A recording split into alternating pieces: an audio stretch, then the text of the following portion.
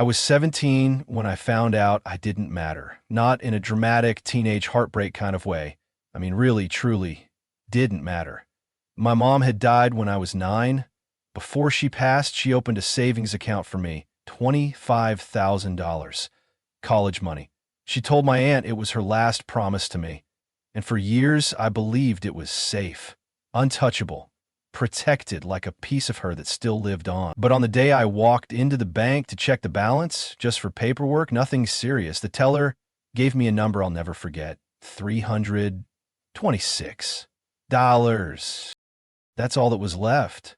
I laughed at first, thought it was a glitch, a typo, some weird clerical error. But it wasn't. It was real. And the name next to the withdrawal slip, not mine, not my dad's, not even someone I'd ever call family. It was his girlfriend. The woman who moved in when I was 12.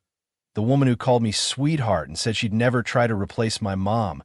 The woman who took my mother's final gift to me and spent it all on a party for her daughter, a sweet 16. They didn't just steal my money, or they stole everything it was supposed to mean. And what I found out next about how, why, and who really let it happen changed the way I'll ever trust anyone again. My name is Ethan. I grew up in a small town in Ohio, nothing fancy, just long stretches of highway, rusted gas stations, and the kind of schools where teachers remember your older cousins by name. My mom died when I was 9, breast cancer. It was fast, it was ugly, and it left a hole in me I still don't know how to talk about. My dad was never the warm type. He worked in construction, long hours, steel-toed boots, and silence when he got home. But he tried. He made dinner most nights. He got me a dog. He bought me a bike 2 Christmases after she passed. He didn't say I love you much, but I knew he cared in the only way he knew how. When I turned 11, he started dating again. Her name was Crystal.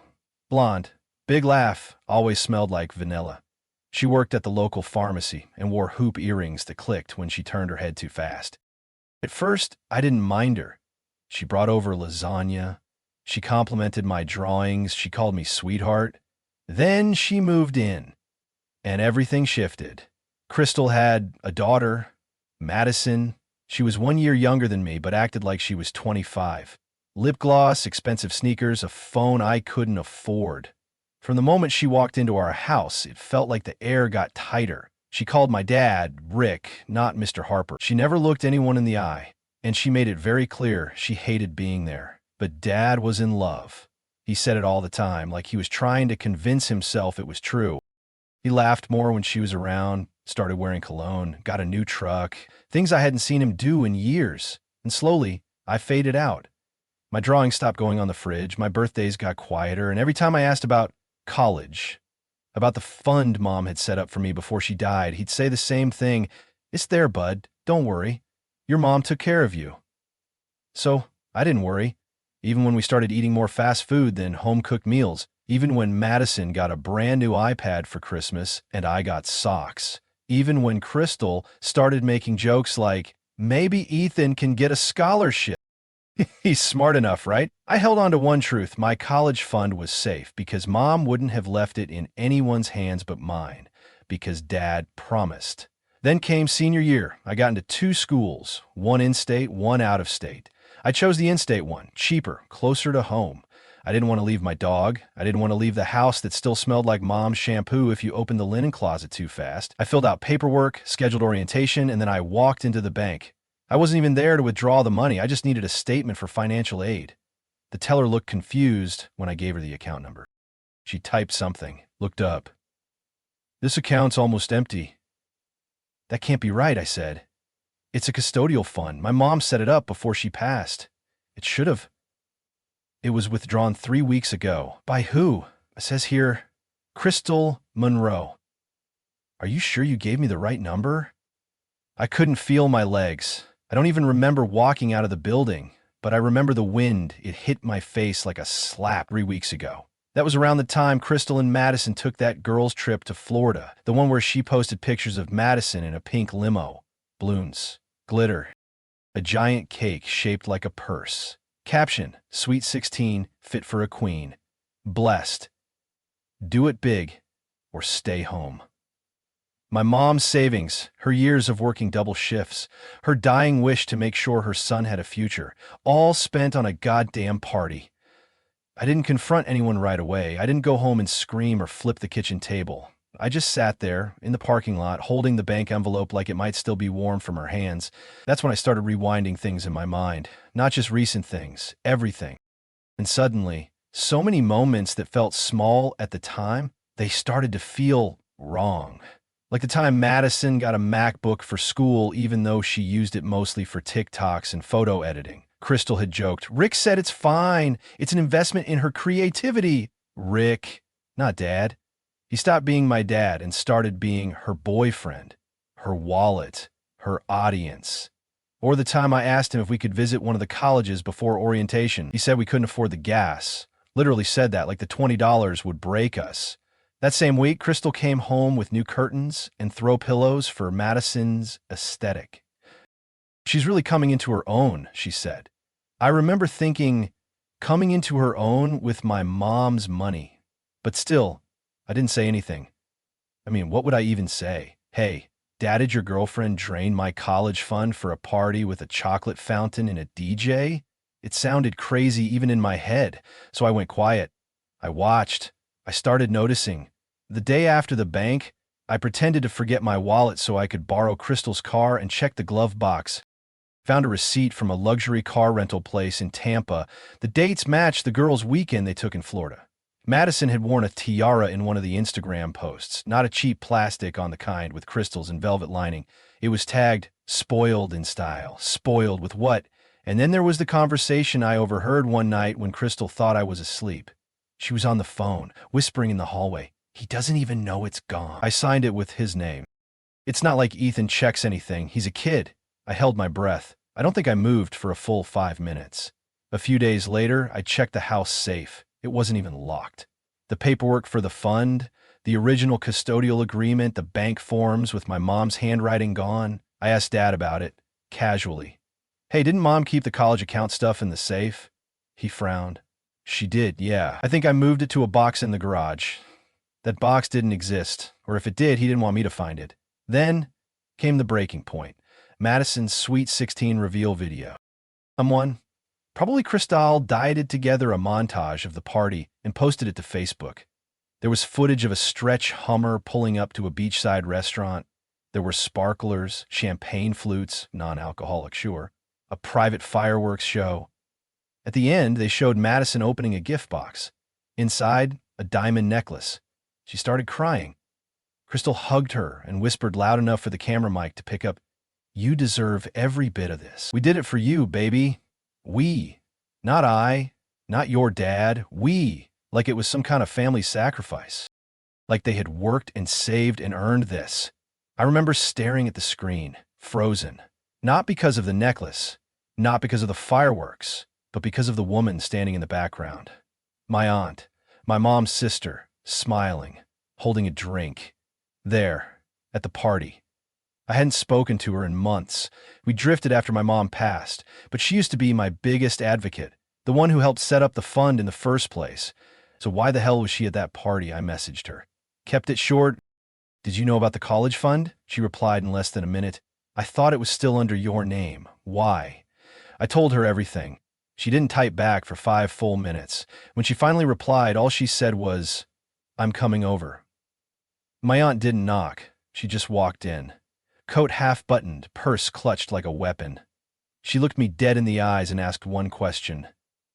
"Where's the paperwork?" I told her it was gone, that Crystal had cleaned the safe out, that the fund was empty, and that she'd signed a withdrawal slip using Dad's name. She didn't flinch, just nodded like something in her finally snapped into place. She sat me down at the kitchen table, opened her phone, started scrolling. "Your mom and I opened that account together," she said. "She wanted it separate from your dad's finances. Said it was for your future, no one else's. She made me the secondary contact in case anything happened." I didn't know that. But what I also didn't know, what made everything shift, was that my mom had added a legal clause when she was dying. Something called a limited beneficiary restriction. Basically, no money leaves the account unless it's for tuition, books, or housing, and only if it's approved by both me and my aunt. The bank never should have released it. And Crystal? She never should have had access. She wasn't even on the paperwork. So how did she get it? My aunt pulled out an email thread she'd saved. From the bank. Apparently 3 months earlier, someone submitted a form requesting to transfer custodianship of the fund due to my aunt being no longer able to fulfill her duties. The signature? Fake. Sloppy, but close enough. They forged her name, and the form had my dad's name listed as the new sole custodian. I stared at the screen. Wait, I said. Are you saying Dad helped her do this? She looked at me, and I'll never forget what she said next. I'm saying Rick signed off on it. Whether he read what he signed, that's up for debate. But the signature's real. I had it checked. That's when something cracked in me. Not just sadness, not even betrayal. Something colder. A clean kind of pain. I remembered all those times he looked away when I brought up college, the way he changed the subject, the way he shrugged and said, "You'll figure it out." I thought he was just distant. Maybe in denial, maybe broke. But now I knew. He wasn't confused, he was complicit. That night, I didn't sleep. I printed everything, every email, every withdrawal, every screenshot of Crystal's Instagram from the trip. I put it all in a folder and tucked it under my arm, and I waited. The next morning, I walked downstairs while they were eating breakfast. Madison had her phone in one hand and a bowl of cereal in the other. Crystal was scrolling through her iPad, smirking at something. I dropped the folder in front of them. Dad looked up from his coffee. "What's this?" "You tell me," I said. He opened it, flipped through a few pages, stopped when he got to the bank form. His face went pale. Crystal reached for it, but I pulled it away. "Don't bother," I said. "I made copies, and Aunt Maria already spoke to the bank's legal team. This isn't going away." Dad opened his mouth, but nothing came out, so I kept going. "You signed away my future. You let her drain Mom's account and throw a party while telling me we couldn't afford gas to visit a college. You let me think I was crazy." Crystal stood up, tried to spin it. "It wasn't like that. We thought you weren't going out of state." "It doesn't matter," I cut in. "You stole money that wasn't yours. You used my mother's name, and now you're going to pay it back. Every cent." She scoffed. "And if we don't?" I smiled. And then I let the lawyer handle it. See, my aunt had a clause. If the fund was misused, it triggers legal action, bank liability, fraud investigation, and yes, potential jail time. Madison set her spoon down.